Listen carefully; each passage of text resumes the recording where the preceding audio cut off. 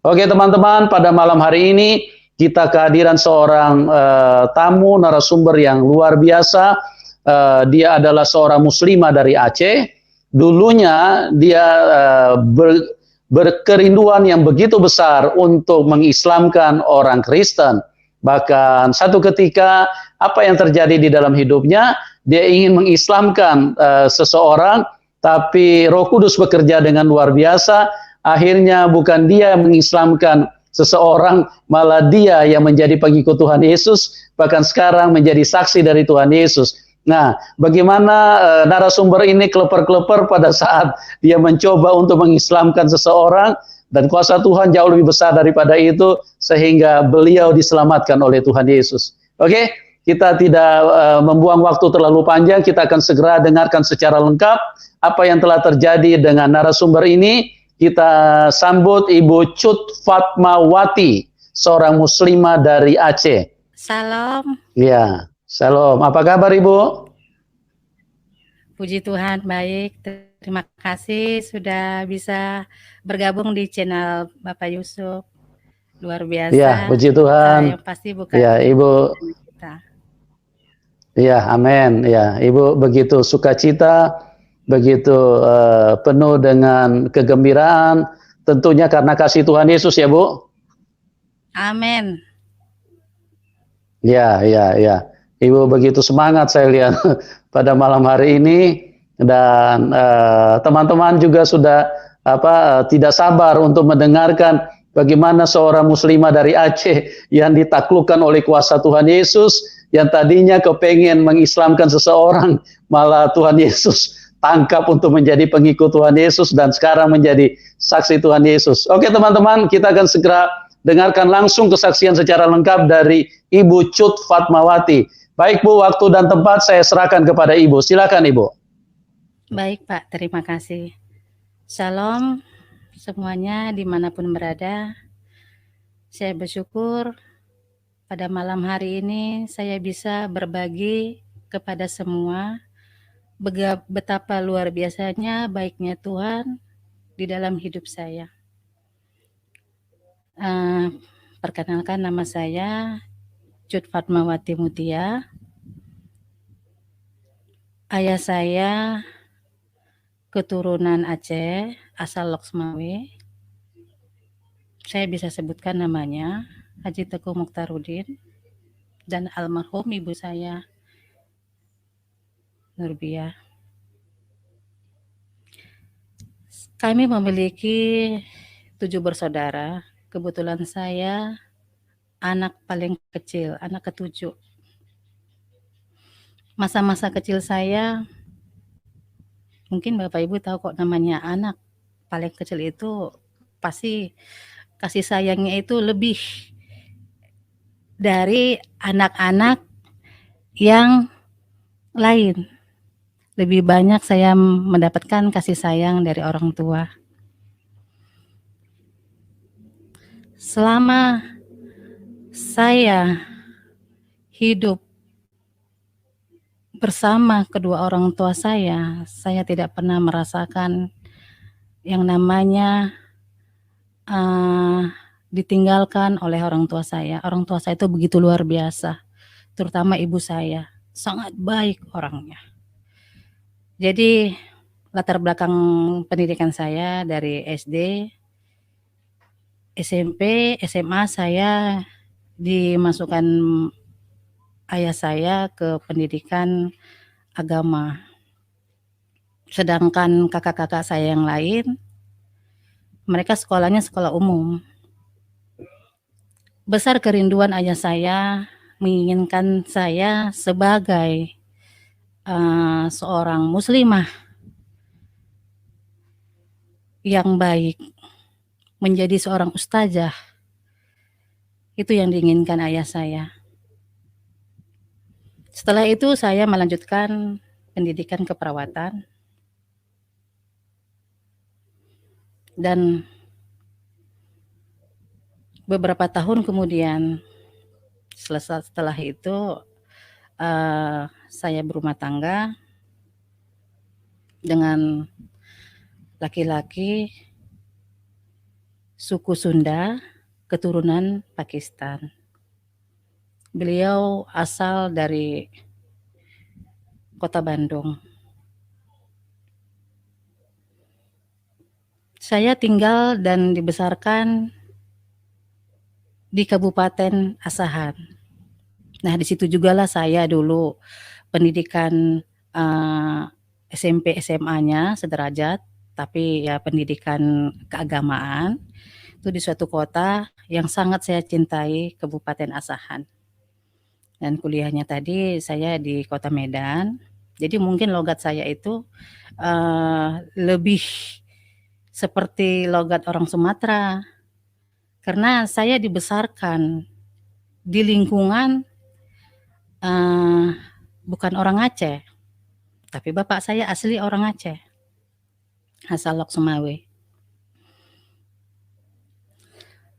Setelah pendidikan keperawatan saya tadi kan bilang menikah dengan seorang Sunda Pakistan. Saya merasakan hidup saya bahagia.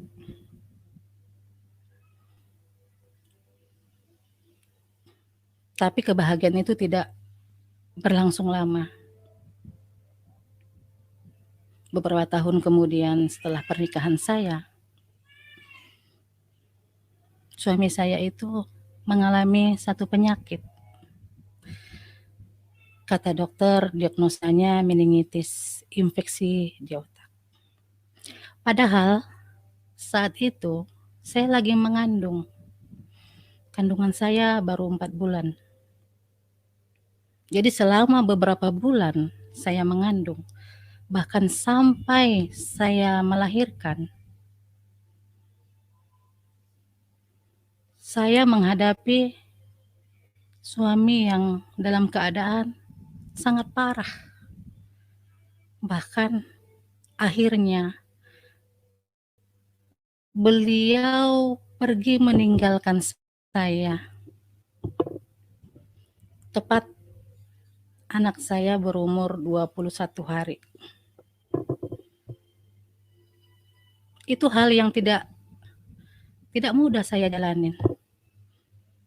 Semua perempuan yang habis melahirkan pasti sangat bahagia memiliki seorang anak yang sangat dicintai. Tapi kalau buat saya, di mana kebahagiaan itu yang saya rasakan? Dari mulai saya mengandung, saya mengurus orang sakit.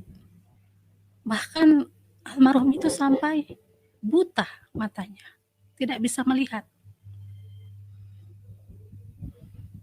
Saya terus mengurus dia, hari demi hari, bulan demi bulan. Hingga tiba saatnya 2008 10 Agustus. Di 10 Agustus 2008 dia pergi meninggalkan saya dan anaknya.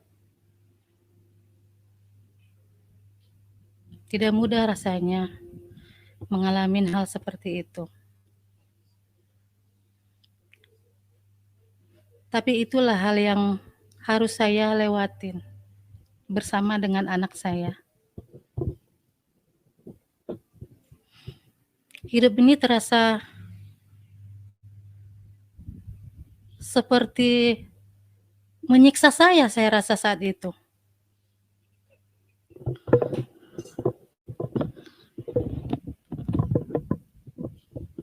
Saya sempat berpikir, saya hidup untuk apa?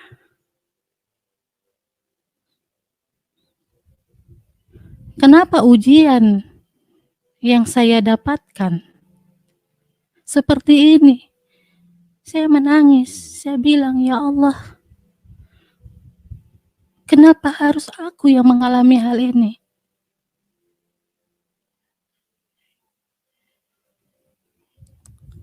Aku bilang sama Allah, aku pengen bahagia Allah.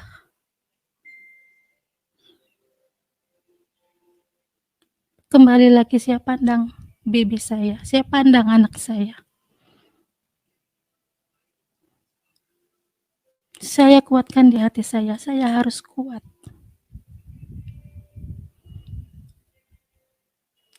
Ada sesuatu di hati saya mengatakan,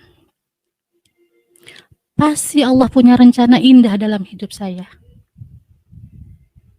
Saya harus jalani.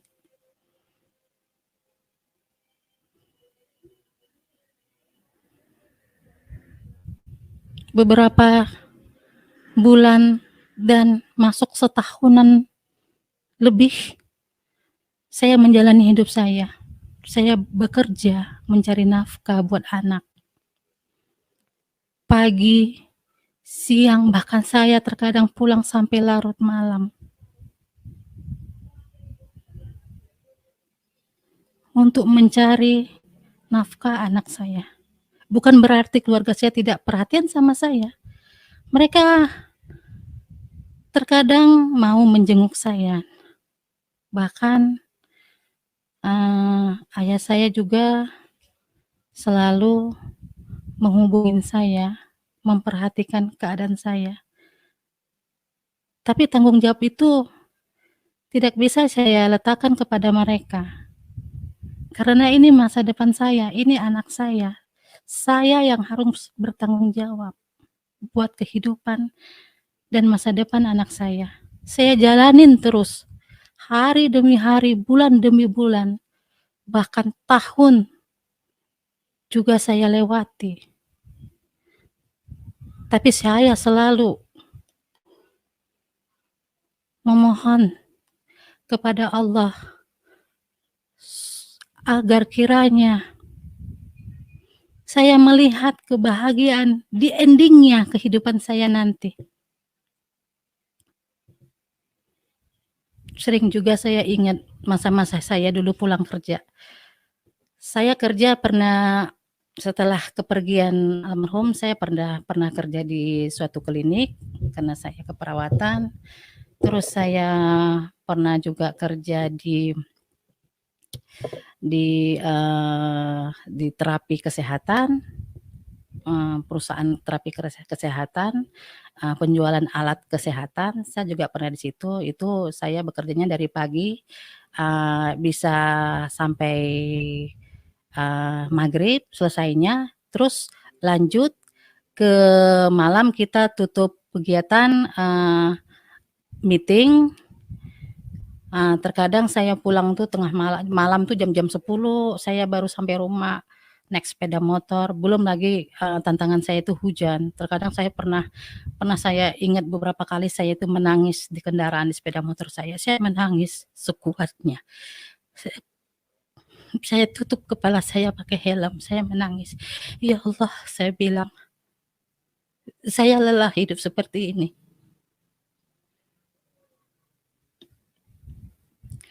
Saya lelah hidup seperti ini. Saya merasakan kekosongan. Padahal ajaran dari orang tua saya, bahkan pendidikan yang saya dapati dari pendidikan agama saya selama 6 tahun, selalu saya jalankan. Sholat selalu saya kerjakan. Karena tahu saya saat itu, as-sholatu imaduddin. Salat itu tiang agama. Saya tidak akan pernah tinggalkan. Terkadang di malam hari saya tahajud. Saya sering menangis sama Allah.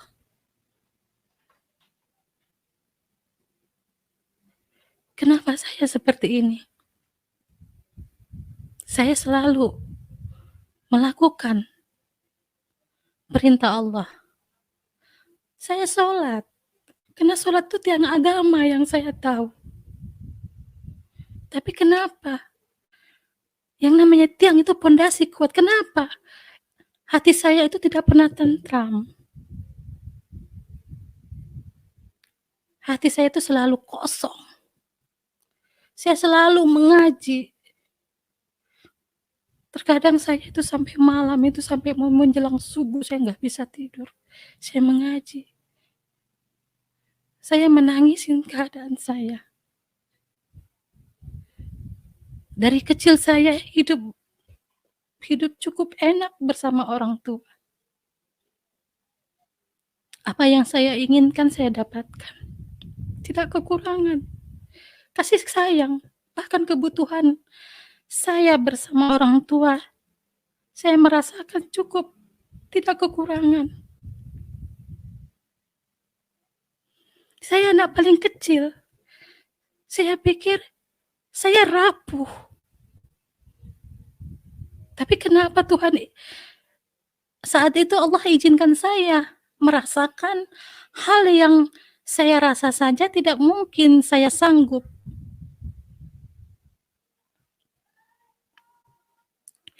Setelah itu, setelah saya kerja di terapi, kena ada pengurangan. Saya ingat pas ada pengurangan itu. Saya dipanggil atasan saya. Itu juga hal yang sangat menyakitkan dalam hidup saya. Saya dipanggil ke ruangannya. Karena saat itu lagi ada pengurangan.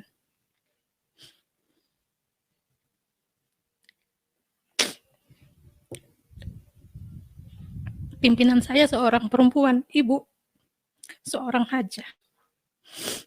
Dia panggil saya. Dia bilang, Cut,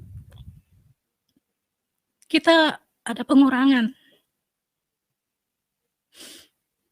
Jadi ada beberapa orang yang saya kurangin, termasuk kamu.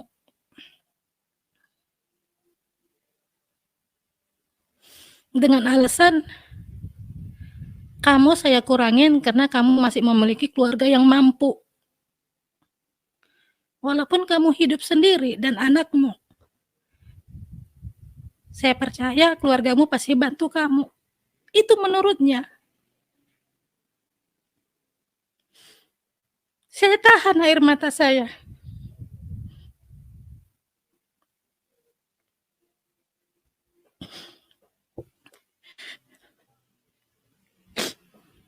Padahal saat itu mereka tahu saya itu ngurus anak yatim. Mereka tuh mengerti agama. Mereka tuh cukup alim. Ibu itu.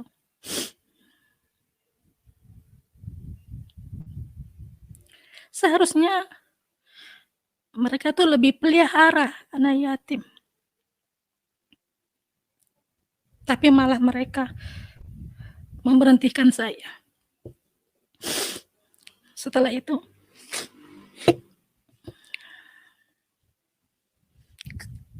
setelah surat pemberhentian saya dan teman-teman di perusahaan itu banyak yang merasa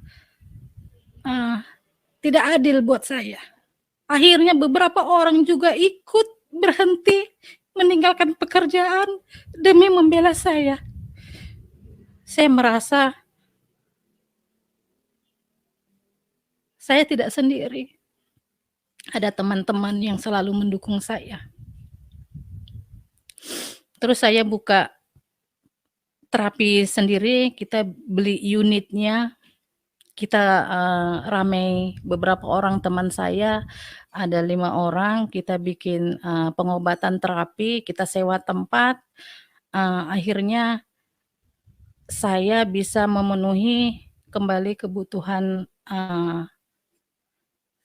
saya dan anak, serta di rumah ada yang ngurus anak saya ambil 1 orang yang bekerja di rumah untuk mengurus anak saya di saat saya lagi mencari nafkah buat mereka.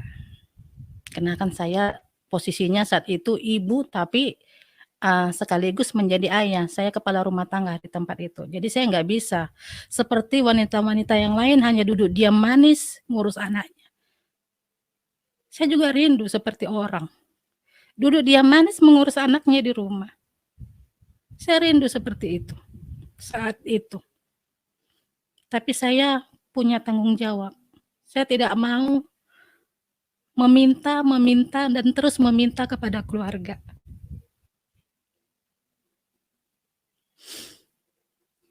Karena terkadang di saat kita meminta satu pihak kakak kita, mereka kasih. Tapi di pihak lain kita punya ipar.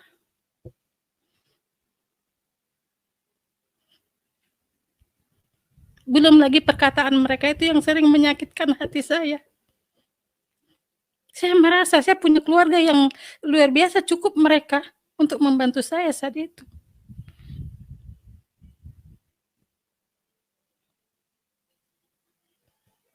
Tapi tetap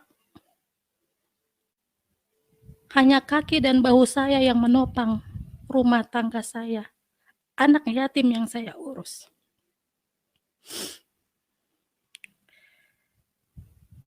Setelah itu terapi tetap ada di rumah. Ya mulai berkembang banyak pasien kita yang terapi. Dari pagi saya buka jam 7 sampai jam 11 malam. Itu nonstop. Bahkan terkadang itu terapinya pakai tempat tidur, ada 2 bed untuk 1 unitnya. Jadi bisa dari pagi sampai malam itu tamu tidak berhenti. Terkadang saya kewalahan.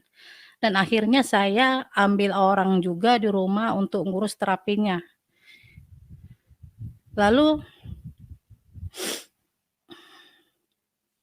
saya dipanggil oleh keluarga almarhum suami. Kebetulan keluarga almarhum suami itu salah satu pejabat pimpinan di salah satu kabupaten. Mereka menginginkan saya melanjutkan pekerjaan yang sebelumnya suami saya kerjakan di Dinas Keuangan di Pemda. Di situ saya mulai bekerja. Jadi waktu saya itu cukup penuh.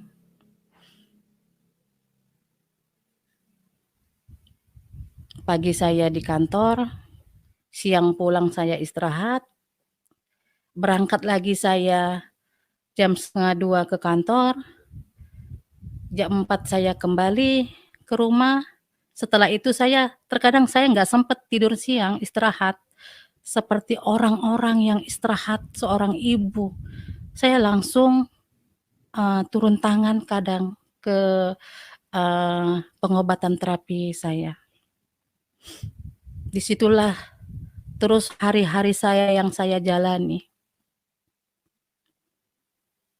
Tapi tetap saya merasa hidup saya itu tidak sempurna, kosong. Saya heran, saya selalu bertanya sama Allah, ya Allah, kenapa hidup saya seperti ini?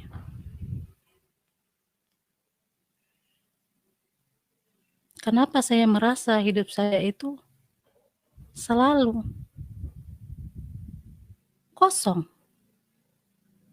Sudah saya katakan tadi, sholat, saya tetap berusaha seperti apapun sibuk saya.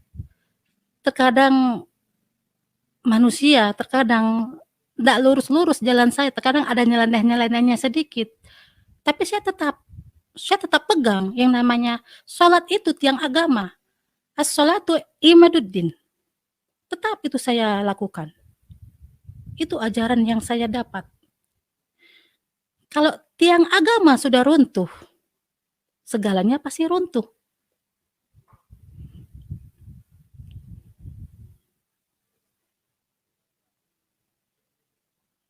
Lalu beberapa saat berkelang waktu, bulan, bahkan tahun, akhirnya saya berkenalan dengan seorang laki-laki lewat Facebook.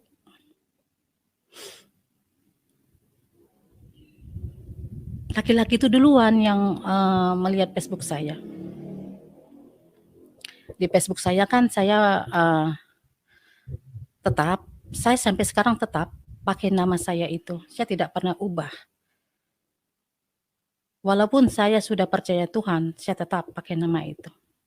Karena itu nama pemberian dari orang tua saya, dari keturunan saya. Kalaupun saat ini mereka sudah tidak terima saya, tapi saya punya hak. Darah mereka mengalir di dalam tubuh saya.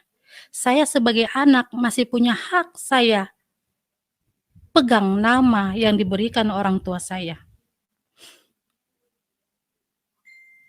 Lewat Facebook, saya berkenalan dengan laki-laki. Ngakunya Muslim. Tapi saya lihat foto profilnya, orang tersebut pakai salib di dadanya. Bah, dalam hati saya, mantap ini. Saya rindu seperti ini. Saya rindu dia juga menjadi seorang Muslim.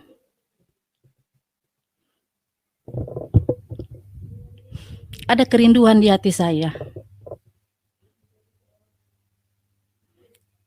Saat saya lihat salibnya, menjadi tantangan buat saya.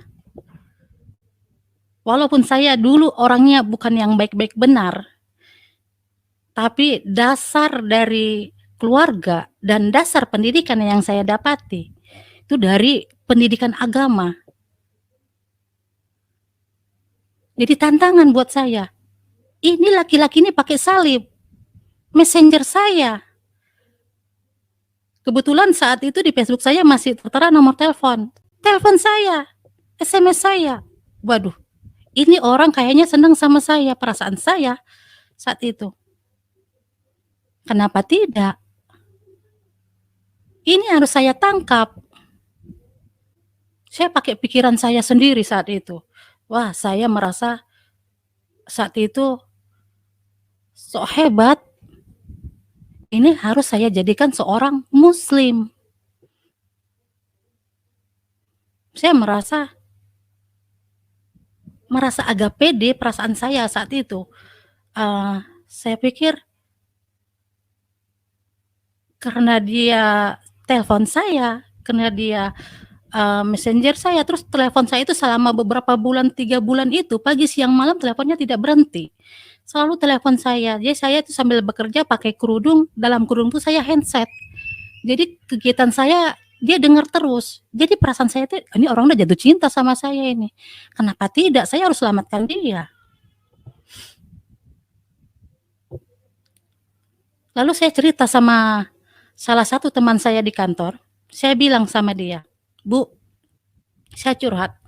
Saya mau berangkat ke sana, ke tempat laki-laki ini berada. Jangan, Bu, kata teman saya. Ibu nggak ngeri lah lihat salibnya itu di dada.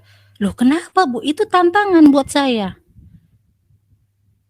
Saya harus selamatkan dia. Untuk apa takut, saya bilang. Allah pasti menyertai saya bilang.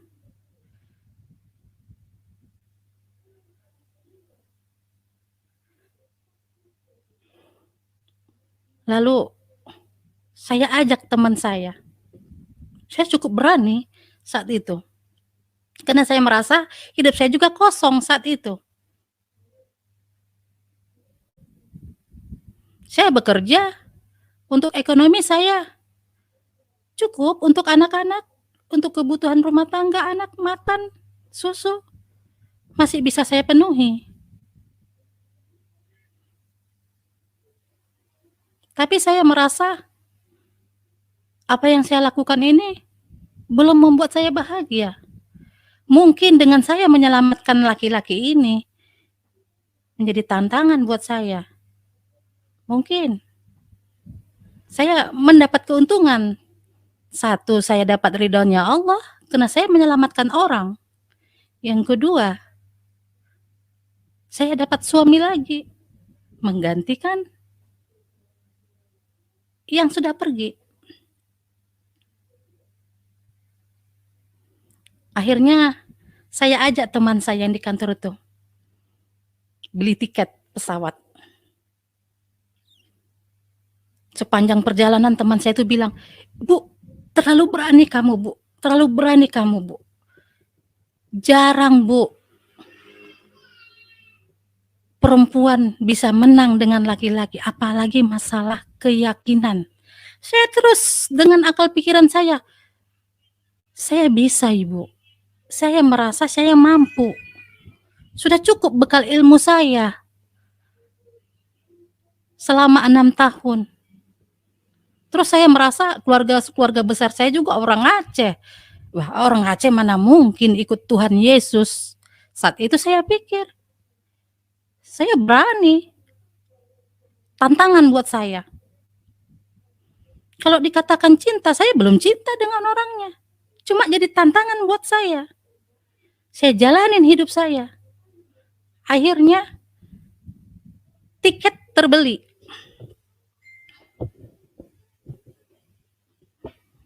Anak saya itu udah umur 2 tahun. Tiket terbeli, saya berangkat. Bawa balita. Saat berangkat, saya seperti pencuri. Karena saya tahu orang tua saya pasti tidak setuju. Orang tua saya pasti takut. Mana mungkin seorang yang beda agama dengan saya saat itu mau mengikutin saya. Orang tua saya takut, pasti nanti saya terjerumus. Pasti saya nanti ikut ke agamanya, ke Kristen.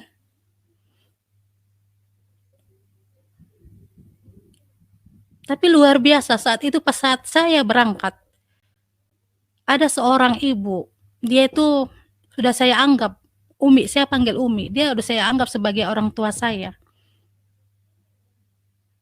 Karena almarhum mama saya kan sudah meninggal waktu pas saat saya umur 18 tahun. Jadi Umi ini waktu pas saat saya hidup bersama anak saya di kontrakan, Umi ini rumahnya dekat dengan saya. Dia selalu main ke rumah karena dia kasihan lihat ada anak yatim di rumah itu. Jadi Umi ini bilang sama saya, "Hati-hati ya nak ya," katanya. "Jaga imanmu, jaga agamamu. Kalau sudah itu niatmu, Umi doakan." Malam itu seperti pencuri kami. Berangkat malam-malam pakai taksi ke satu kota. Karena saya kan tinggal di Kabupaten Asahan. Saya berangkat ke kota Medan, itu jaraknya 4 jam. Sampai Medan, pesawatnya berangkatnya besok pagi jam 10. Kami nginap malam itu di rumah anaknya Umi. Bapak saya telepon terus. Tapi saya tahu, dia tidak akan pernah setuju. Telepon tidak saya angkat, bahkan HP saya matikan. Saya berkeras. Saya harus cari sesuatu untuk kehidupan saya. Apakah orang ini nanti seperti apa? Saya yakin dia pasti ikut dengan saya. Saya akan bawa dia setelah dia percaya Tuhan, percaya sama Allah. Nah, hari itu berangkatlah kita jam 10.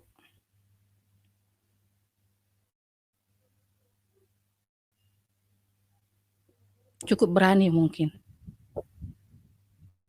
Berangkat ke suatu kota dengan membawa anak, dengan laki-laki yang baru dikenal hanya di Facebook. Tapi selalu saya ingat di hati saya salibnya itu. Sekarang baru terkadang saya teringat tentang salib itu. Itu saya sebenarnya tantangan kah? Apa saya jatuh cinta sama salibnya dulu?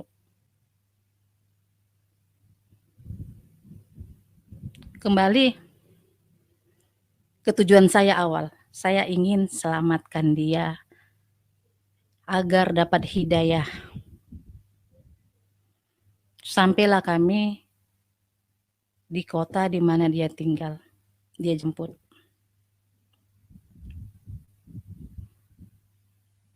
Saya gini dalam hati saya, mandang orangnya. Siapa sebenarnya ini? Apa bisa saya taklukkan? Apa bisa saya bawa? Saya cuma diam. Saya pandang di sekeliling kota itu. Kok saya berani ke kota orang yang selama ini masih asing di telinga saya? Nama kota itu, perasaan saya kota itu hutan.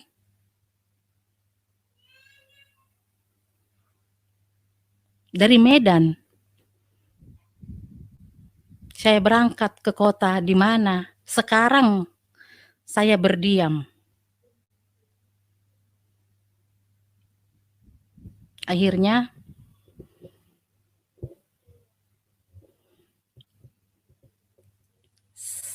saya bersama dengan dia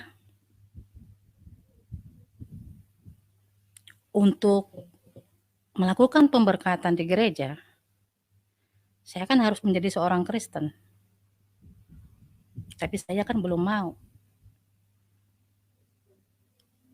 Jadi ada yang namanya pernikahan, karena saya tahu pernikahan Muslim bisa secara sirih.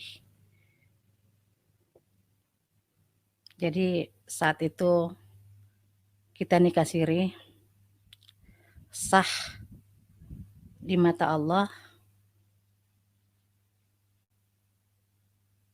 dan saya terus berdoa.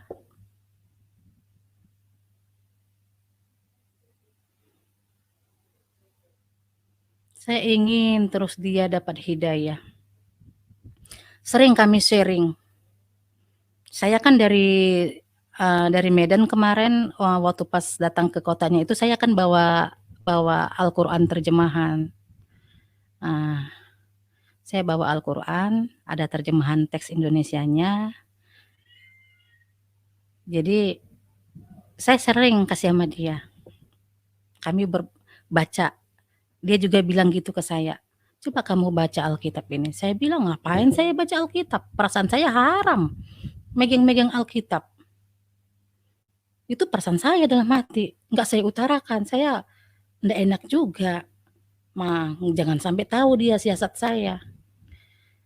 Terus setiap hari dia bilang baca aja. Saya baca, saya bilang kayak dongeng, saya bilang ceritanya. Terkadang ceritanya itu saya tidak ngerti. Seperti membaca, saya seperti itu. Saya baca terus. Begitu juga dengan suami saya. Dia baca terus.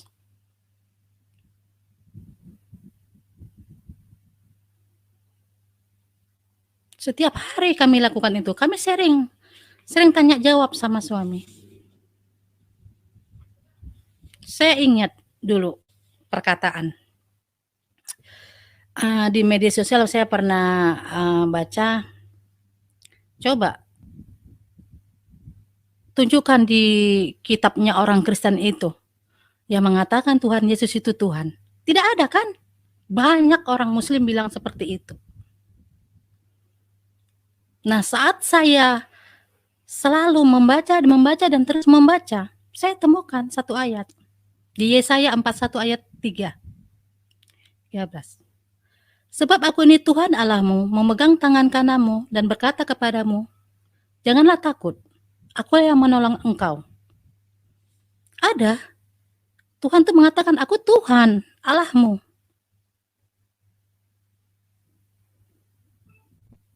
Berarti ada di Alkitab. Saya baca, loh ini Tuhan katanya, akulah Tuhan Allahmu.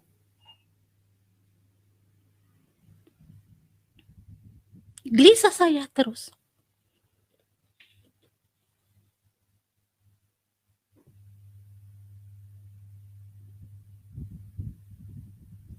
Suami terus bertanya sama saya, bagaimana? Apa yang kamu dapatkan di Alkitab itu? Enggak ada, saya bilang. Biasa saja.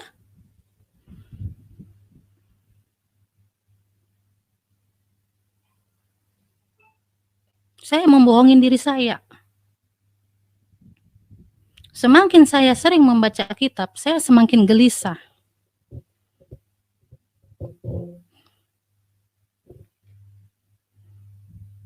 Saya nggak tahu perasaan apa itu yang membuat saya gelisah.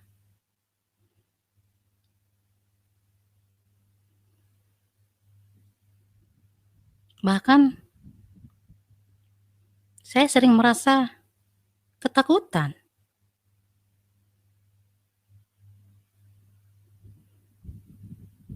Satu tahun sudah saya tinggal di satu kota ini.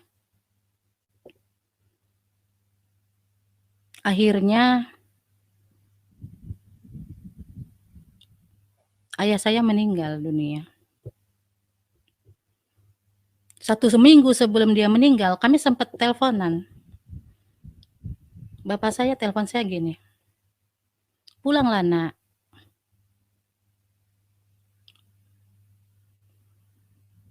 Bawa dia kemari. Kita muslimkan lagi dia dengan yang benar di hadapan keluarga." Saya bilang, "Sudah," saya bilang. "Belum," kata dia. "Bawa dia pulang kemari." Di situ kami sempat berdebat.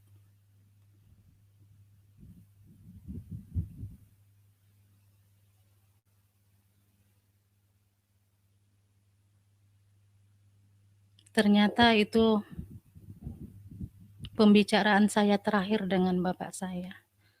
1 minggu sebelum dia meninggal.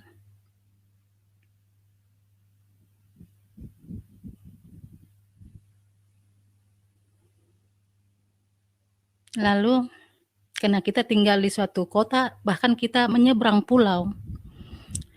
Saat itu ada mutasi pekerjaan suami saya. Dipindahkan ke daerah kota, kita nyebrang. Nah, di saat kita nyebrang, naik kapal, ada telepon bunyi dari kakak saya. Saya lihat panggilan dari kakak perempuan saya nomor 5. Saya nggak angkat, berisik. Karena suasananya saya di tengah laut. Suara speednya berisik.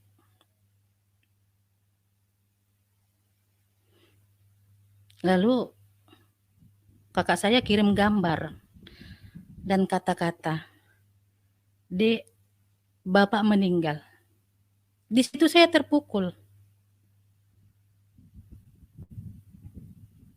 Saya menangis di situ.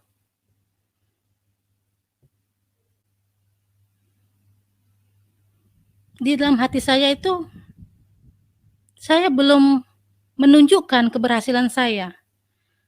Karena saya bilang sebelum dia meninggal itu pas kami teleponan, "Nanti Pak, saya bawa dia, benar-benar dia taat di agama kita."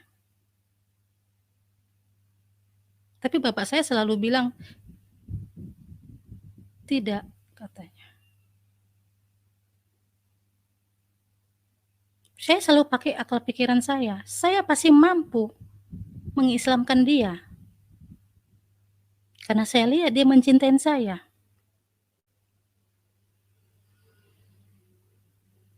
Sesampainya kami di kota, tempat di mana kami dimutasi dari pekerjaan suami, di situ ya namanya baru meninggal orang tua, saya sangat berduka, saya bersedih. Saya mulai merasa saya belum bisa menunjukkan kepada orang tua saya cita-cita saya, ingin membawa dia ke ajaran yang sebelumnya saya anut. Terus saya tetap sharing sama suami. Dan akhirnya pada suatu hari saya mengalami suatu penyakit. Saya nggak tahu apa namanya penyakit itu. Saya merasa perut saya itu sakit benar. Saya gelisah. Saya ketakutan. Lalu saya dibawa ke rumah sakit. Diagnosa dokter, saya kena lambung, sakit lambung. Padahal selama hidup saya, selama saya dulu tinggal di Kabupaten Asahan, di Medan, saya tidak pernah merasakan yang namanya sakit lambung.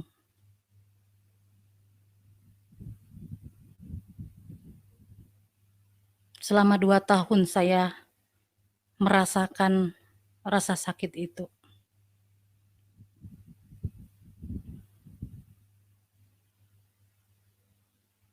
...2013 saya percaya Tuhan.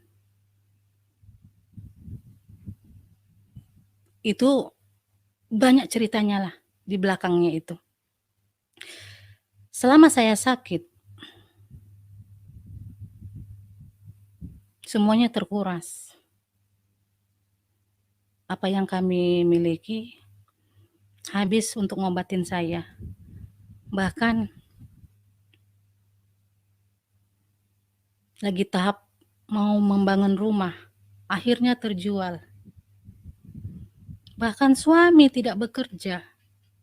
Izin dari perusahaan yang ditempatinya hanya untuk mengurus saya. Pagi suami absen ke kantor. Dan saya tinggal di kontrakan.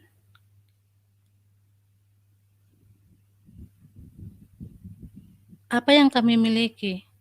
Tanah, rumah yang mau dibangun, habis kami jual. Setiap mau berobat, berapapun yang dibawa, selalu habis. Tapi saya tetap tidak sembuh. Bahkan dokter di mana tempat saya berobat, di rumah sakit itu mengatakan sama saya, kebetulan dokter itu seorang Kristen. Beliau bilang gini sama saya, "Ibu, coba ibu lebih rileks," katanya. "Jangan gelisah, jangan banyak pikiran. Biar ibu cepat sembuh." Saya malah bilang sama dokter, "Bagaimana saya mau rileks, dokter? Saya takut, dokter." "Loh, ibu takut kenapa?" katanya. "Saya sering takut, dokter. Kebelakangan ini saya sering merasa takut." "Biasa, Bu," katanya. "Gejala sakit lambung itu sering seperti itu. Ada paranoidnya, halusinasinya." "Iya, tapi semakin menjadi-jadi. Ibu takutnya apa sebenarnya?" kata dokternya. "Saya takut nanti kalau saya mati, siapa yang menyelamatkan saya?" "Loh, ibu kok ngomong gitu?" kata dokternya. "Iya, dok. Ajaran saya dulu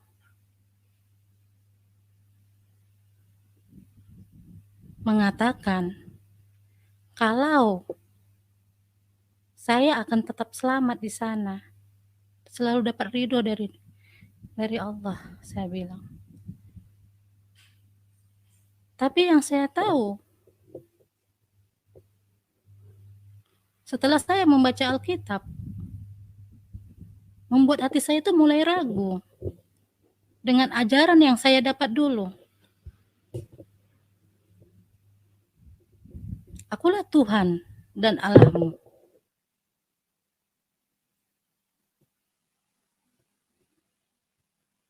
Isa yang saya kenal dulu, Nabi Isa adalah nabi.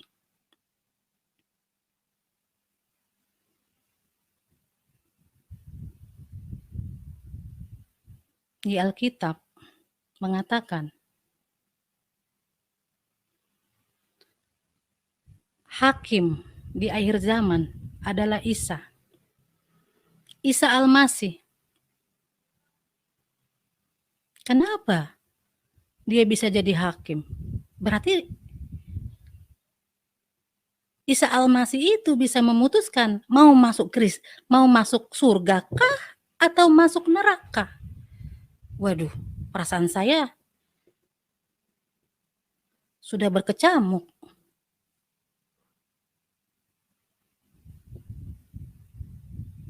Akhirnya penyakit saya semakin parah, parah dan parah. Saya ketakutan, terus saya ketakutan. Almarhum bapak saya, ibu saya, saudara saya, bahkan tetangga-tetangga yang sudah pergi, meninggal, mereka selalu menghampirin saya, bukan hanya di dalam mimpi. Terkadang mereka berdiri di depan pintu rumah saya. Saya seperti orang bingung, saya seperti orang gila saya rasa. Saya ketakutan. Saya bilang sama salah satu teman saya yang ada berkunjung ke rumah, kebetulan dia seorang muslim, saya bilang, "Apa saya ini sudah dekat di alam kematian?" Makanya mereka berkunjung terus ke saya.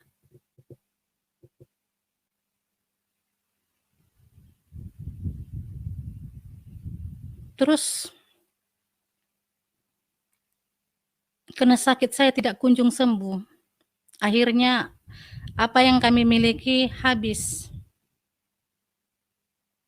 Dan kami putuskan untuk pindah lagi ke satu kota, sambil kami mengurus KTP, karena kota tersebut yang kami tahu dengan memakai KTP saja bisa dapat obat gratis di rumah sakit, bahkan bisa rawat inap.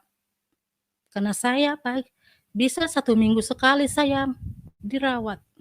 1 bulan itu bisa beberapa kali saya dirawat di rumah sakit. Dan akhirnya kami pindah di satu kota. Sedih rasanya. Tujuan awal saya ingin mengislamkan seseorang, malah membuat saya menjadi menderita.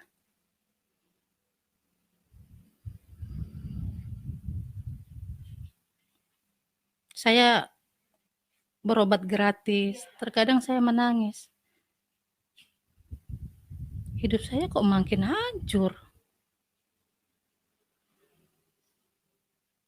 Saya pakai akal pikiran saya.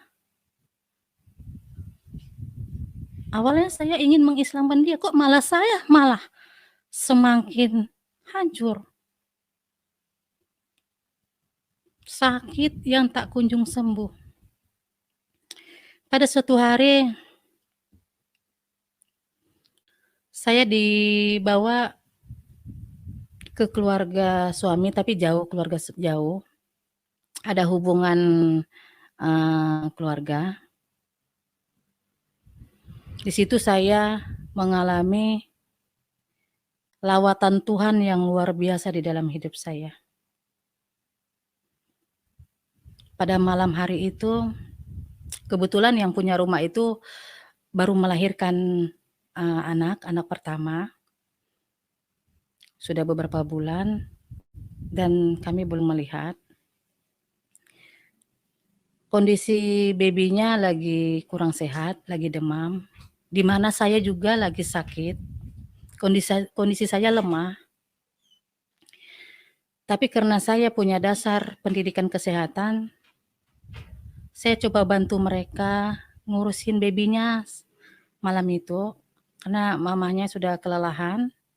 Saya suruh tidur, saya pangku babynya di pangkuan saya, di tempat tidur di mana mamanya juga tidur, tapi saya tidak tidur.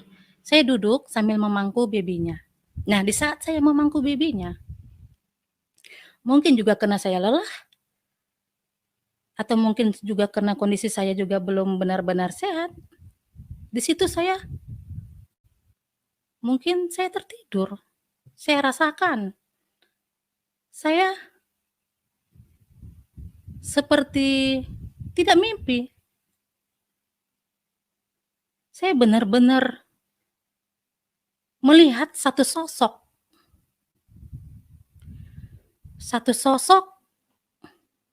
yang berjubah, tapi saya tidak bisa melihat wajahnya.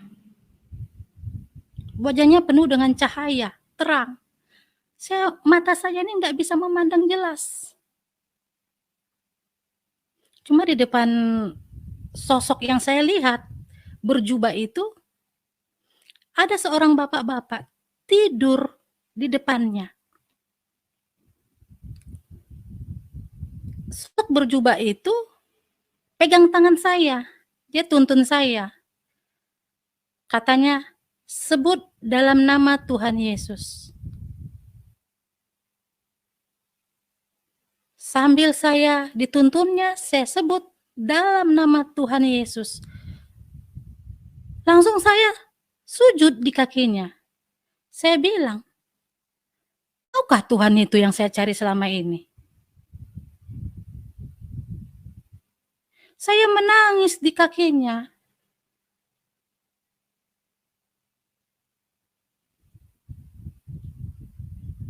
Tuhan tidak berkata. Dia letakkan tangannya di kepala saya. Singkat pertemuan saya dengan Tuhan. Tapi saya merasakan jamahan Tuhan yang luar biasa di dalam hidup saya.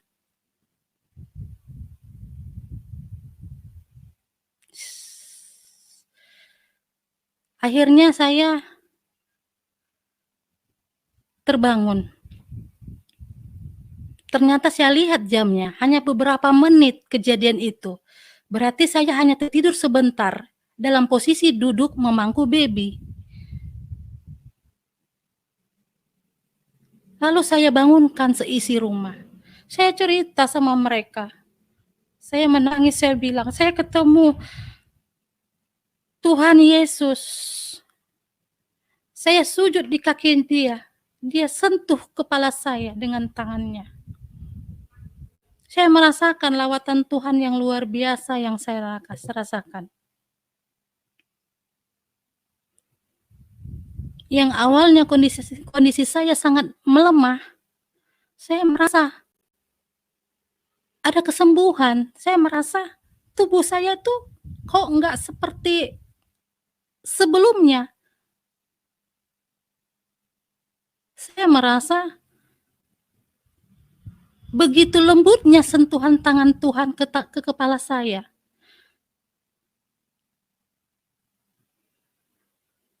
Akhirnya keluarga di tempat itu berkata pada saya pada malam itu, kebetulan suaminya tidur di depan TV sama suami saya di kamar sama istrinya dan bebinya.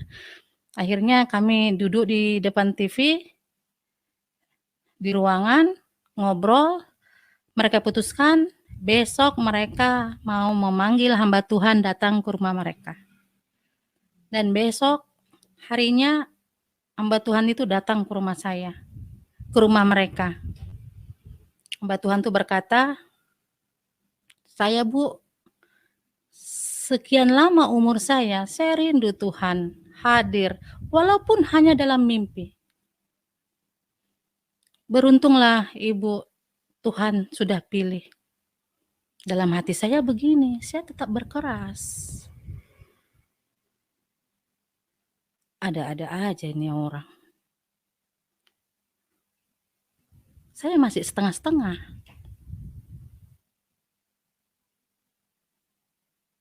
Saya masih belum benar-benar percaya sama Tuhan. Padahal Tuhan sudah datang dalam hidup saya. Lawatan Tuhan luar biasa sebenarnya. Pas saat saya bermimpi dengan Tuhan, saya merasa Tuhan itu begitu lembut mengasihi saya. Sentuhan tangannya begitu dahsyat. Sampai saya menangis di bawah kakinya. Tapi saya tetap berkeras. Saya masih punya dasar, saya bilang. Saya selalu ingat.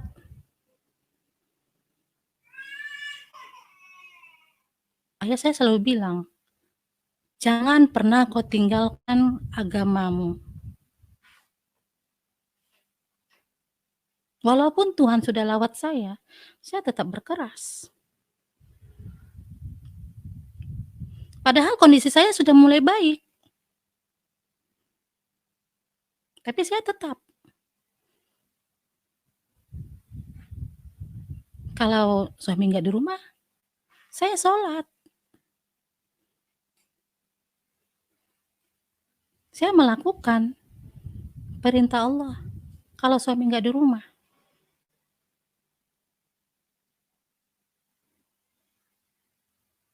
Semakin saya berkeras, semakin Tuhan ingin saya merasakan satu hal yang mungkin saya anggap sangat menyakitkan saat itu. Makin parah sakit saya.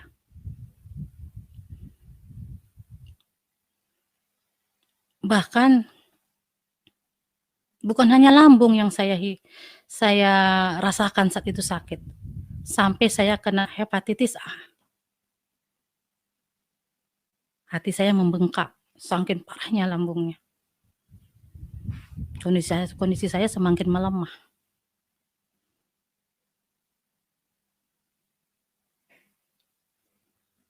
Terus saya kembalilah ke rumah saya, ke kontrakan saya. Dari rumah saudara itu, kita kembali. Saya jalanin hidup saya. Walaupun saya sudah bermimpi Tuhan Yesus, saya tetap berkeras. Saya tidak mau pindah agama. Saya tidak mau terima Tuhan. Karena saya rasa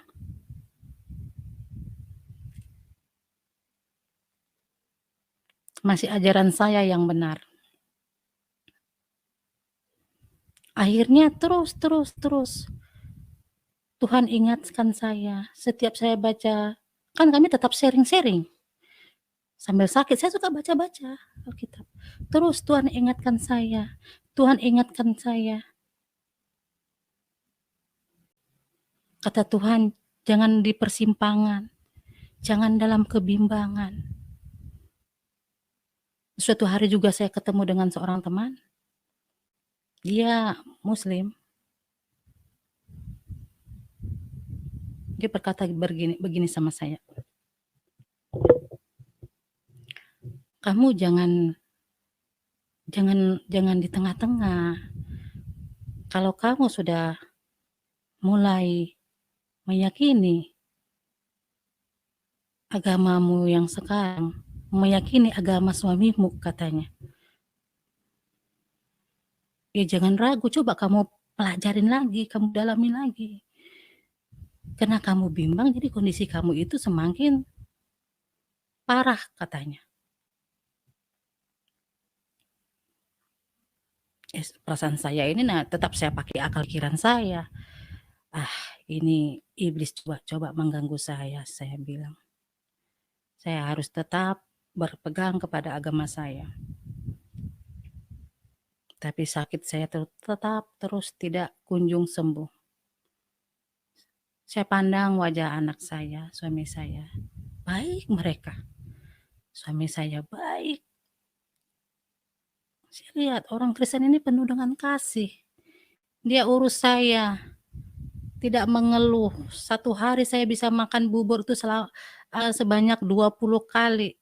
Setiap 1 jam saya dibangunkannya, dikasih makan. Karena saya kan masih dalam suasana makan obat, jadi habis makan saya tidur seperti obat penenang, mungkin yang diberi dokternya. Jadi habis makan, duduk sebentar, saya dikasih obat, tertidur. Untuk makan selanjutnya saya harus dibangunkan. Seperti itu suami saya ngurus. Saya lihat orangnya luar biasa. Orang Kristen tuh hebat, saya rasa penuh kasih. Nah, disitulah akhirnya hati saya mulai terbuka. Mendengar suara azan. Setelah hati saya mulai terbuka, saya mendengar suara azan kok malah makin gelisah. Yang awalnya membaca Alkitab saya gelisah, setelah hati saya mulai terbuka, saya lihat begitu kasihnya orang-orang Kristen, saya mendengar azan malah saya gelisah, saya ketakutan. Bahkan pernah suatu hari saya dilarikan ke rumah sakit, itu pas hari raya Idul Adha. Begitu ramenya orang berjalan di kampung itu menuju ke tempat ibadahnya. Takbir berkumandang. Saya gelisah, saya ketakutan. Terus saya bertanya, kalau aku mati ini siapa yang menyelamatkan aku ini? Ke Tuhan mana aku ini bertuhan? Kok aku di tengah-tengah terus? Padahal Tuhan sudah ingatkan aku, Tuhan sudah lawat aku, Tuhan sudah sentuh kepala aku. Kok aku berdiam diri? Dilarikan saya saat itu ke rumah sakit. 41 derajat panas saya. Kalau diagnosa larinya ke tipes.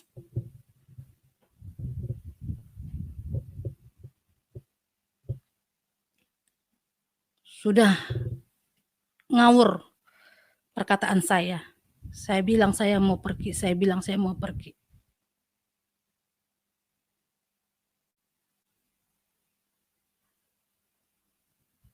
Akhirnya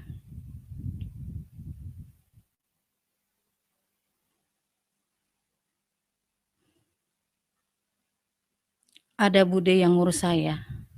Saya kan diurus di rumah, ada juga karena kondisi saya semakin parah dan suami mulai harus bekerja untuk memenuhi kebutuhan kami. Ada bude yang sengaja dibayar untuk ngurus saya. Nah, di situ bude itu selalu juga nasihatin saya. Dia seorang muslim, dia bilang, "Kak, kalau Kakak mau ikut Kristen, ya sudahlah Kak, jangan lagi keras hati Kak," katanya. "Ya sudah Kak, ikut aja, yang penting Kakak sehat. Mana tahu dengan Kakak ikut Kristen, Kakak sehat," katanya gitu. Dan akhirnya setelah saya pulang dari rumah sakit, suami kan pindah kerja lagi di satu kota kecil, kecamatan. Di situ enggak banyak orang muslim. Jadi untuk masjid sekitar beberapa kilo itu tidak ada masjid. Jadi suami sengaja ajak saya pindah ke sana. Tuh ya daerah hutan, pegunungan. Di situ saya tinggal. Saya mulai tenang. Saya tenang membaca firman. Saya tenang mendengar lagu-lagu rohani di HP. Saya selalu kok saya merasakan hidup saya itu kok lebih tentram. Kok saya merasakan saya mulai berkurang rasa takut saya. Saya merasakan kayak saya itu dipeluk. Saya nggak tahu siapa yang peluk saya. Di saat saya mendengar puji-pujian rohani, saya merasa itu ada kekuatan. Benar, hati yang gembira adalah obat. Saya semakin gembira, saya ikut puji-pujian itu. Saya disembuhkan. Akhirnya di dekat situ ada gereja. Saya datang ke gembalanya. Saya bilang, "Om, Tante, saya mau ikut Tuhan," saya bilang. "Saya mau dibaptis." Seminggu kemudian terjadilah itu. Saya dibaptis, begitu juga dengan suami. Karena suami Kristen tapi mereka tidak baptis selam, mereka baptis percik. Dan akhirnya untuk mengukuhkan kami dibaptis, kami terima Tuhan Yesus. Dan beberapa hari kemudian kami diberkati di gereja tersebut.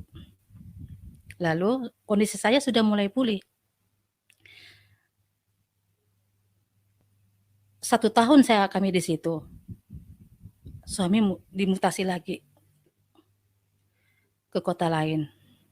Terus suami bilang gini, kamu sudah siap kembali di mana daerah tersebut banyak lingkungan keyakinanmu dulu. Nanti kamu dengar suara azan, karena di sana banyak masjid," katanya. Saya bilang, "Saya siap, saya bilang.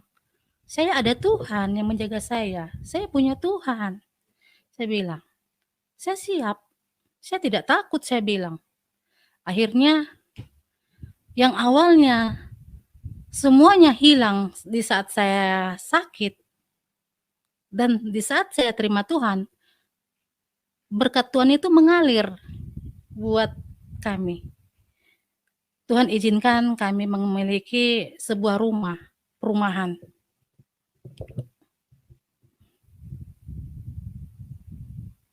Di perumahan itu saya bersyukur sama Tuhan. Saya bisa tinggal di rumah saya sendiri, kondisi saya sehat, saya bahagia, saya makin rajin membaca Alkitab, bahkan saya seperti anak kecil. Saya rasa saya ini seperti anak sekolah minggu, karena suami sering kerjanya keluar kota, saya lebih sering sendiri mencari Tuhan. Saya cari di Alkitab. Terus di mana nanti ada evangelis, saya di Facebook, saya Messenger, saya tanya-tanya, doa itu seperti apa? Bagaimana cara berdoa untuk kepada Tuhan yang benar? Saya tidak berpatok sama satu gereja saat itu. Yang saya tahu saat itu,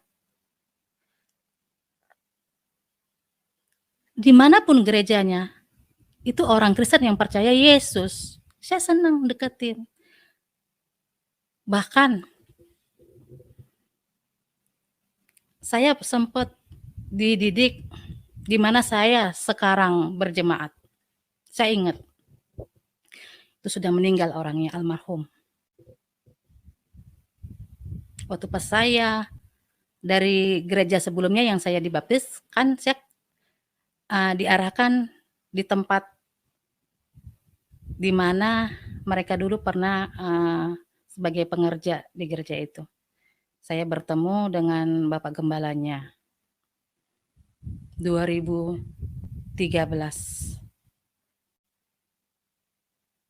sekitar bulan 8 itu. Saya bertemu, terus hubungan saya dengan Bapak Gembalanya almarhum baik, dengan tante juga baik. Mereka selalu menguatkan saya, bahkan Bapak Gembalanya itu mendidik saya seperti anak sekolah minggu. Mungkin banyak teman-teman jemaat enggak tahu saya dulu diperlakukan seperti itu sama Bapak Gembala. Kalau telepon pagi, "Ibu di mana?" katanya. "Saya di rumah, Om," saya bilang. "Ambil buku, ambil pulpen." "Loh, ngapain, Om?" "Kita belajar," katanya. Saya pikir saya kayak anak-anak, karena saya tahu anak sekolah minggu, kayak anak sekolah minggu saya. Diajarin saya, tulis biar tidak lupa. Saya ingat, manusia lahir membawa 3 katanya. Tubuh, roh, dan suara. Tubuh Tuhan, roh Tuhan, dan suara Tuhan. Jadi hidup itu dipergunakan hanya untuk Tuhan. Saya ingat kata-kata Om itu. Pertama kali saya belajar sama beliau. Setiap hari buku saya penuh. Jadi kalau suami saya itu kan di luar kota. Terus saya terkadang tanya sama Bapak Gembala, kalau lagi telepon ada tantenya, saya kan nggak enak. Saya pikir ini Bapak Gembala seorang laki-laki. Saya nggak mau terima telepon nanti asumsi yang tidak baik kalau orang berpikir yang tidak baik tentang saya gitu. Tidak ada tante di sini di samping saya, kata Bapak Gembalanya. Nah, terus kalau suami saya pulang dari luar kota, saya sampaikan ini pelajaran saya. Jadi suami saya ketawa, kayak anak sekolah minggu kamu, katanya. Ya saya belajar. Nggak apa-apa terlambat. Yang penting tidak sama sekali, kata suami saya. 7 tahun Sampai sekarang saya percaya Tuhan. Saya rasakan luar biasa lawatan Tuhan dalam hidup saya. Tapi satu hal, saat saya terima Tuhan, saat saya percaya Tuhan pertama kali, beberapa tahun saya rasakan, apa yang saya minta Tuhan selalu berikan. Saya dimanja sama Tuhan, saya rasa. Yang namanya anak sekolah minggu, masih baby, masih kecil. Kan seperti anak kecil, datang ke ayahnya, datang ke bapaknya, kan selalu dirangkul. Apa yang diminta selalu diberi. Itu yang saya rasakan. Saya minta sama Tuhan, Tuhan saya mau rumah, Tuhan kasih saya rumah. Saat itu di rumah cuma ada kendaraan sepeda motor Ninja laki-laki. Saya bisa bawanya, tapi rasanya tidak cantik rasanya perempuan itu pakai motor Ninja bawa anak ke gereja. Saya kadang malu, bahkan kadang motornya itu tidak hidup. Di jalan kadang mogok. Saya ke gereja, saya terus mencari Tuhan. Saya datang ke gereja bawa anak saya. Karena suami kan tidak ada di tempat. Kalau saya tidak membawa anak saya, siapa lagi? Sedangkan saya saat itu harus dikuatkan. Tapi saya juga harus menguatkan anak-anak saya. Pakai sepeda motor Ninja, saya rasakan bunyinya itu luar biasa. Preng-preng saat itu. Aduh, malu saya. Di gereja, terkadang saya sorong dulu jauh-jauh dari gerbang, baru saya hidupkan. Kadang saya belum turunkan minyaknya, nggak hidup-hidup. Tantangan buat saya. Terus saya berdoa sama Tuhan, saya bergumul lagi sama Tuhan. Di gereja saya nangis pas saat ibadah. Tuhan, saya mau Tuhan sediakan saya sepeda motor lagi. Biar saya semakin lebih sering mencari Tuhan. Puji Tuhan. Tuhan beri lagi. Tuhan begitu baik. Apa yang saya minta Tuhan selalu kasih. Saya benar-benar dimanja Tuhan. Saya selalu mencari di mana ada kegiatan ibadah. Saya selalu mendatangi ibadah wanita. Saya datang. Saya terkadang malu bertanya sama ibu-ibu saat itu. Katanya ibadah jadwalan di rumah Ibu Polan. Tapi saya malu bertanya, alamatnya di mana? Saya nggak tahu. Saya belum kenal benar kota itu. Saya pergi dari rumah sama anak. Saya mau ibadah saat itu. Bahkan ada beberapa orang saya telepon, mungkin ibadah sudah mulai. Jadi mungkin HP-nya di silent, jadi nggak dengar.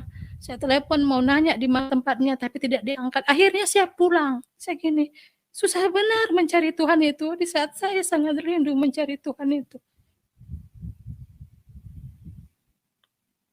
Tapi saya tetap tidak gentar. Saya sudah keluar dari keyakinan saya dulu. Saya tidak mau sia-sia. Saya harus benar-benar cari Tuhan itu. Saya benar-benar harus mencari wajah itu.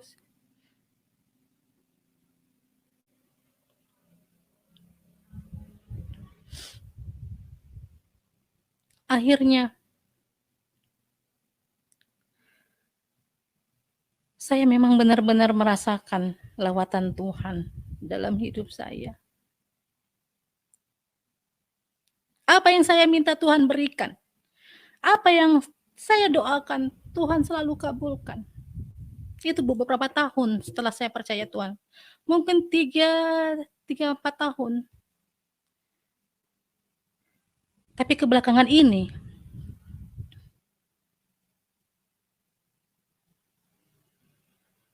saya sudah mulai merasakan apa yang saya doakan mulai lambat.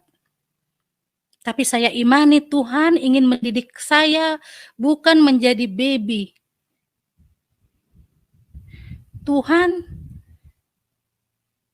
ingin mendidik saya bukan hanya makan makanan lembek. Tapi Tuhan menginginkan saya juga makan makanan keras. Semakin saya berdoa, semakin saya rasakan lama jawaban Tuhan. Saya semakin sabar, saya terus cari Tuhan.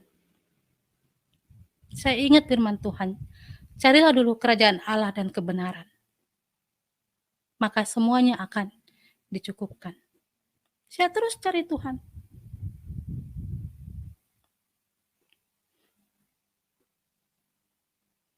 Begitu banyak tantangan saya rasakan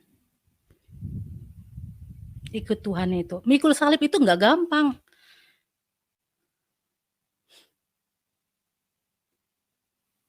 Berat mikul salib itu.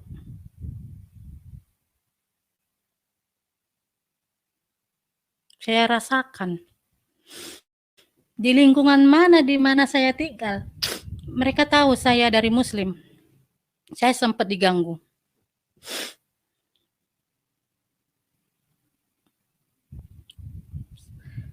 Tepatnya pas saat itu bulan puasa di malam Ramadan. Beberapa kali saya perhatikan seberang rumah saya itu ada seorang haji. Kalau saya lewat itu dia lempar saya pakai mercon. Saya mundur. Saya pikir ini orang kena apa? Dia punya predikat, dia sandang status sebagai seorang itu di keyakinannya. Tapi kok kenapa sikapnya seperti itu? Beberapa kali saya tetap bersabar. Tiba pada suatu hari, di sore hari, di bulan Ramadan. Dia benar-benar lempar mercon ke rumah saya. Saat itu saya juga lagi kondisi masih sakit. Ada demam-demam pilek, saya istirahat tidur. Saya kaget, kan lagi tidur saya sore itu. Saya buka jendela. Kan dia dengar, saya bilang. Saya berkata, nggak keras. Saya bilang gini, waduh, saya bilang, kok kenceng kali petasannya, saya bilang. Lagian kenapa menghadap ke rumah saya, di halaman saya bilang. Kan ini katanya bulan penuh berkah. Kenapa malah membuat saya sakit jantung seperti ini, saya bilang. Ternyata orangnya enggak terima. Ngamuk-ngamuk ke rumah saya, marah-marah ke rumah saya. Dia bilang dia nggak suka sama saya. Saya dari awal lihat kamu tinggal sini, saya nggak suka. Itu bapak-bapak. Saya bilang, waduh, kenapa kamu seperti itu? Saya seorang ibu, seorang perempuan. Nggak pantas loh seorang bapak-bapak datang ke rumah saya. Apalagi kamu itu seorang haji, saya bilang. Keluarga sebesar saya juga banyak yang haji, saya bilang. Tapi nggak seperti kamu kelakuannya, saya bilang. Saya sempat marah di situ. Bahkan kejadian itu saya sempat laporkan ke RT setempat, di mana saya bertinggal sampai sekarang. Saya laporkan di RT setempat, saya memohon minta tolong sama RT itu, di saat itu mereka lagi berbuka puasa. Saya menangis di rumah RT itu, saya bilang, Pak tolong saya Pak, tolong Pak, saya diganggu sama warga Bapak. Apa jawabnya? Karena mereka sesama seiman, mereka jawab begini, maaf Bu, saya nggak bisa bantu. Soalnya kadangnya nggak enak rasanya, katanya. Dia itu teman saya juga. Waduh, saya kan warga Bapak juga, saya bilang. Maaf Bu, saya nggak bisa bantu. Saya pulang dari rumah RT itu, saya menangis di rumah, saya telepon suami saya kan di luar kota. Jaraknya 2,5 jam baru pulang sampai ke rumah. Saya telepon suami saya langsung hubungin beberapa orang keluarga kita, keluarga mungkin sekampung halaman di Sumatera dulu. Suami dia telepon yang sudah menjadi aparat, jadi polisi, dia telepon. Ada 4 orang yang datang saat itu ke rumah saya. Terus ditariknya haji itu datang ke rumah saya. Haji itu minta maaf, saya bilang, sebelum kamu minta maaf, saya kan tadi sudah duluan minta maaf, tapi kamu malah bilang panggil suamimu. Saya mau hajar suamimu, katanya. Apa pantas kamu seorang yang menyandang status dari keyakinanmu seperti itu berbicara kepada saya bilang.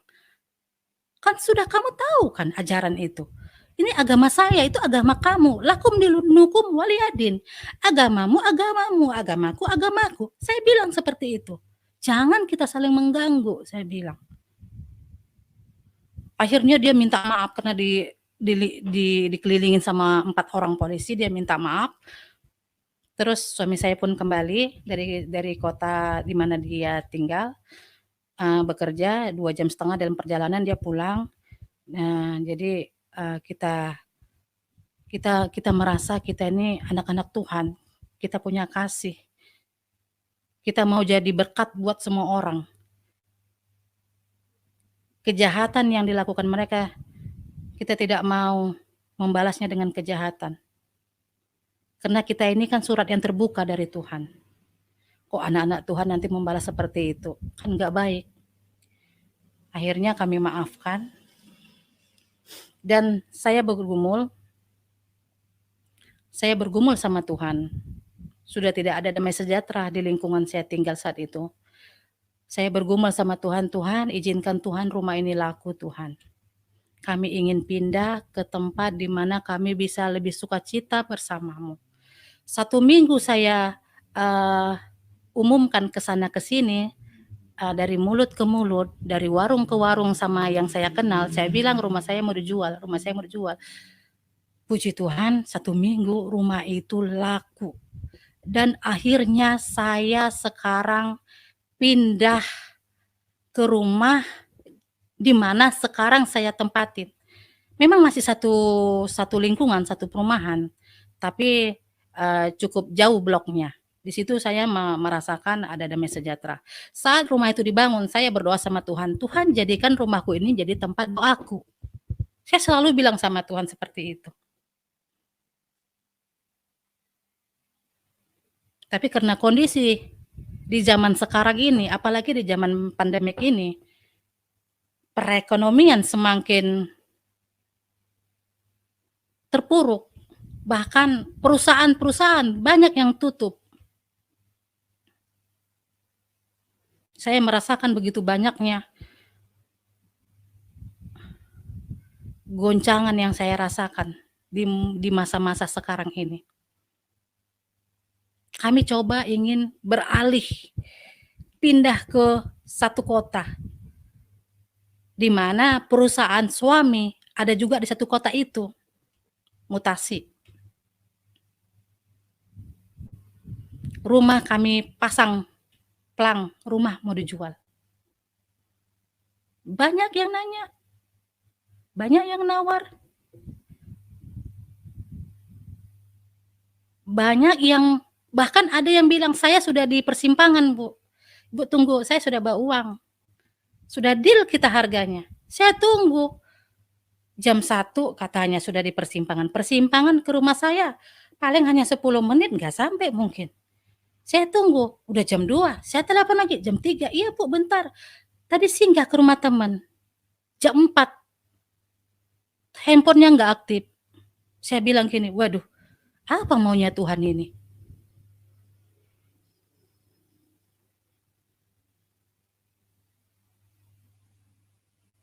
Saya kembali ingat niat awal saya bangun rumah sekarang sama Tuhan. Saya bilang sama Tuhan, Tuhan jadikan rumah ini tempat doa saya. Saya tanya sama Tuhan lagi, setiap suami saya mau dimutasi, enggak jadi. Bahkan Tuhan izinkan pekerjaan yang dimana suami saya masih dibutuhkan di situ. Saya tanya lagi sama Tuhan, Tuhan, apakah doa saya dulu Tuhan dengar? Saya bilang rumah ini jadi tempat doa, makanya rumah ini sampai sekarang nggak laku.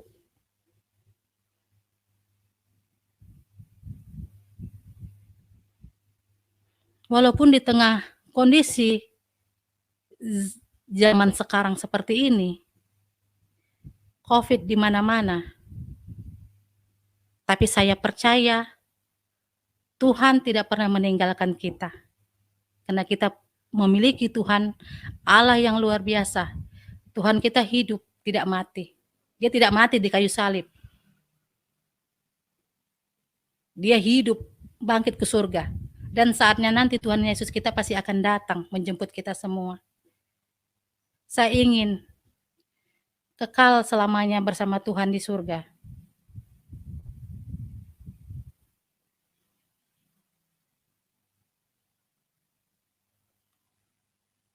Begitulah Bapak Ibu semuanya, kesaksian hidup saya yang saya alami selama ini. Ikut Tuhan luar biasa, ingin menarik seorang laki-laki menjadi muslim, malah saya yang ikut Tuhan bertemu dengan saya, Tuhan lawat saya, kehidupan saya, kesehatan saya, semakin hari semakin Tuhan pulihkan. Itu saja. Terima kasih.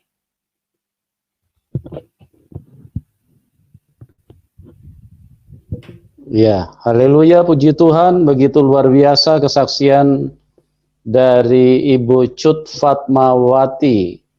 Bagaimana Tuhan Yesus menghampiri beliau dengan cara yang begitu luar biasa, memperkenalkan dirinya, Tuhan memperkenalkan dirinya kepada seorang muslimah yang tadinya begitu berkeras hati, tapi Tuhan dengan kebaikan yang begitu luar biasa, terus secara perlahan-lahan sehingga satu ketika dari tujuan niat Ibu Cut Fatimah ingin mengislamkan seseorang, malah akhirnya menjadi percaya kepada Tuhan Yesus, bahkan sekarang begitu cinta kepada Tuhan Yesus, dan pada malam hari ini menjadi saksi dari Tuhan Yesus, bahwa Tuhan Yesus adalah satu-satunya Tuhan yang hidup, yang berkuasa, yang tidak tinggal di dalam kuburan. Banyak nabi-nabi besar tinggal di dalam kuburan. Samuel, Daud tinggal di dalam kuburan, tidak keluar dari kuburan. Hanya Tuhan Yesus satu-satunya yang pernah keluar dari kuburan. Itu menunjukkan semua kuasa kematian dikalahkan oleh Tuhan Yesus. Begitu dahsyatnya kuasa Tuhan, dan Tuhan terus ingin menyatakan diri kepada siapapun, supaya kita semua bisa diselamatkan dan bisa pulang ke surga. Betapa bahagianya kalau kita menerima Tuhan Yesus, kita diangkat menjadi anak. Itu sebabnya kita memanggil Dia Bapa kami di dalam surga. Oh, begitu dahsyatnya kasih Tuhan.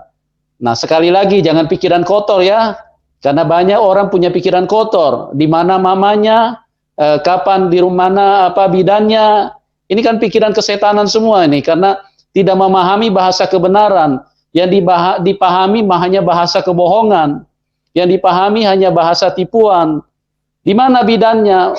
Ya, kapan Tuhan melakukan seksnya? Kok tiba-tiba bisa punya anak, melahirkan? Bukan itu, saudaraku. Pikiran agak maju sedikit.